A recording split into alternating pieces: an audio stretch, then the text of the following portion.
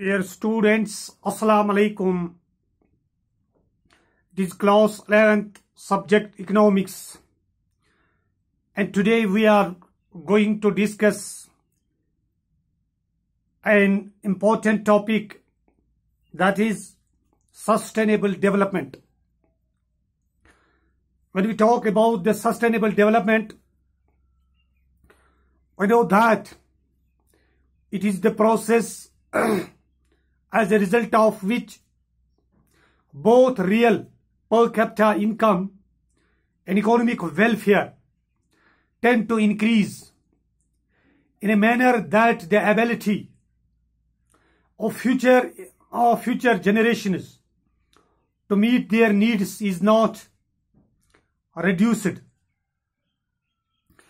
Economic development हमारी वो भागदौड़ है जिसमें हम अपनी डेवलपमेंट को बढ़ाते हैं,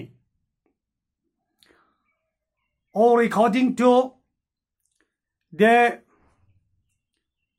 रॉबर्ट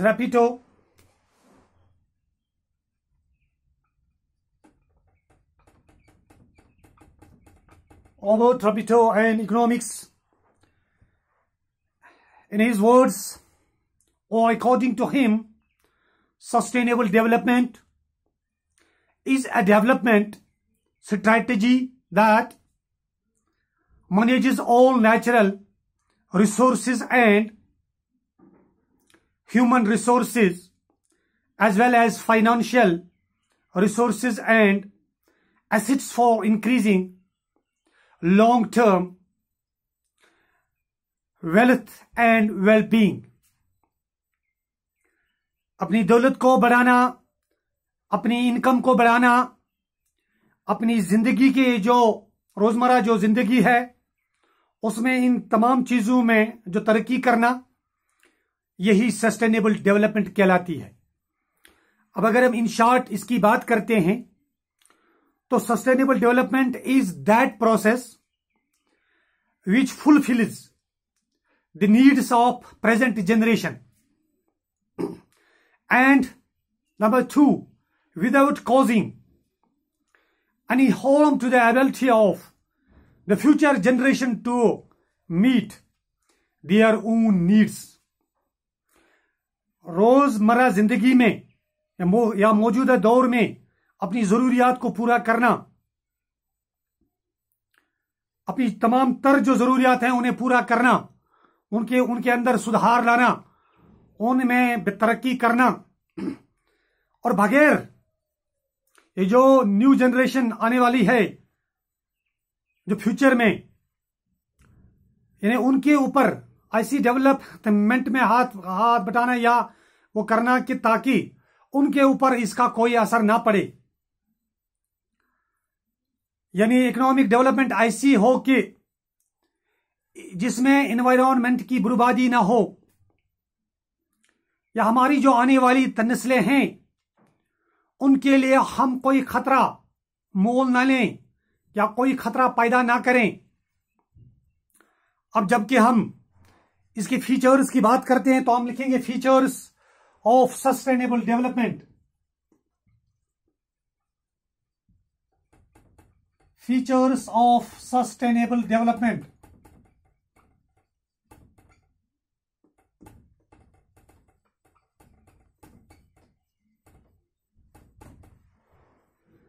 जब हम फीचर्स की बात करते हैं सस्टेनेबल डेवलपमेंट की, तो सबसे पहला जो फीचर है इसका वो है sustain rise in real per capita income.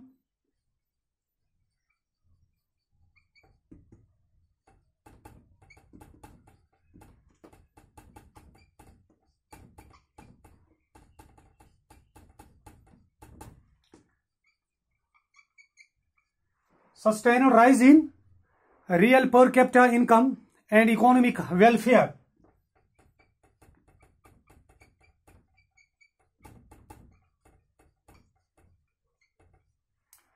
And economic welfare. इसका यह मतलब हुआ कि ये जो इकोनॉमिक डेवलपमेंट है तब तक नहीं हो सकती जब तक ना हम इंडिविजुअल की, जब तक न इंडिविजुअल की डेवलपमेंट हो। इंडिविजुअल की डेवलपमेंट से क्या मुराद है कि वो तक मुमकिन होगी जब उसकी इनकम बढ़े। अगर वो कोई जॉब करता है, उसकी कोई जॉब लगती है किसी इंडिविजुअल की, अगर उसकी इनकम महीने की 10,000 रुपया है, तो इसमें उसकी जो तमाम तर जरूरियात हैं वो पूरा करना पड़ती हैं। इसलिए वो इस 10,000 में ट्रांसपोर्ट के लिए गाड़ी की जगह कोई अपने लिए बाइक नहीं खरीद सकता, कोई अपने लिए गाड़ी नहीं खरीद सकता, तो इसलिए वो गाड़ी में चढ़कर किराया बर्दाश्त ही कर सकता है क्योंकि उसकी आमदन कम है। अब जब उसकी जॉब में तरक्की होती है तो उसको कोई इंक्रीमेंट जो सालाना एम्प्लॉइज को मिलती हैं या कोई और उसकी प्रमोशन होके उसकी ये जो तनख्वाह है वो 10,000 से 20,000 हो जाती है। अब उसके लिए जरूरी बनता है कि वो अपने लिए स्कूटर खरीदता है, और अब जब ये स्कूटर खरीदता है तो जब और उसकी प्रमोशन हो जाती है तो उसकी और इनकम में इजाफा होता है, 20,000 से लेकर 30,000 तक जाती है। तो अब वो क्या करता है कि अपने लिए गाड़ी भी खरीदता है। तो उसकी इसमें जो ये तरक्की हुई इसको कहते हैं सस्टेनेबल डेवलपमेंट, अब हो गई उसकी। हाँ, तो इसके अलावा जो है अब वो अपनी जॉब को छोड़ रहा है और अपनी कंपनी को एस्टेब्लिश कर रहा है या अपनी कंपनी खोलता है। तो अपनी कंपनी खोलने के बाद उसके लिए इतनी इनकम जनरेट होती है, बहुत ज्यादा इनकम जनरेट होती है उसके लिए, और बहुत ज्यादा इनकम उसको आ जाती है। तो अब वो जहाज को खरीद लेता है अपने सफर के लिए, आने जाने के लिए, अपनी बिजनेस डील को पूरा करने के लिए अब वो जहाज का इस्तेमाल करता है। यानी ये तरक्की जो होती है, जो मराइल में उसकी ये तरक्की होती है, इसी को कहते हैं सस्टेनेबल डेवलपमेंट। अब नंबर 2 इसका जो फीचर है, rational use of natural resources. Rational use of natural resources. इसका माना यह है कि नेचुरल रिसोर्सेज को ऐसे इस्तेमाल किया जाए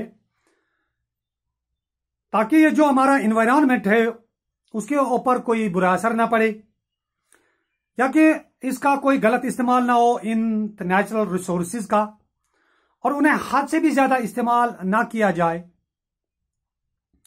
क्योंकि उनका इस्तेमाल जो है लिमिट में किया जाए। और यह है rational use of natural resources. अभी हम नंबर 3 पे जो हम बात करते हैं, जो हम डिस्कस करने जा रहे हैं, वो है no reduction in the ability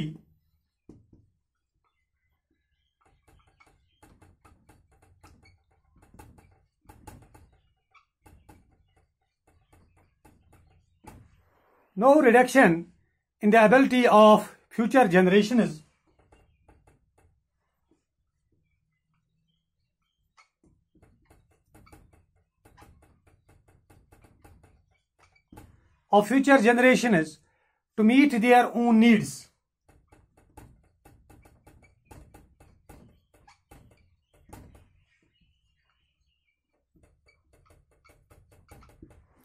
To meet their own needs. जब हम इस नंबर 3 फीचर की बात करते हैं तो हमें नेचुरल जो रिसोर्सेज हैं उनको जब हमें ज्यादा यूज नहीं करना चाहिए, क्योंकि आने वाली जो पीढ़ी है, आने वाली जो नस्लें हैं, उनके लिए भी कुछ बचा रहे। और हमें नंबर 4 जो है पोल्यूशन कंट्रोल।